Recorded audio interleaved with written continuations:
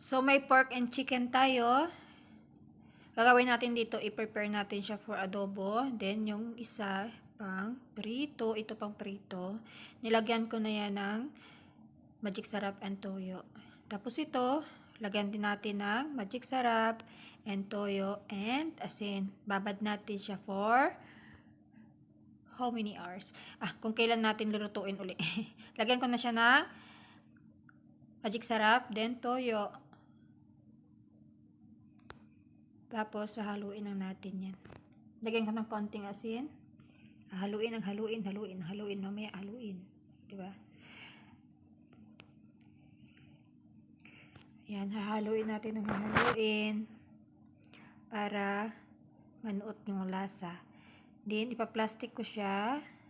Takpan ko siya ng plastic at ibalik sa refrigerator. Nagdagdag ako ng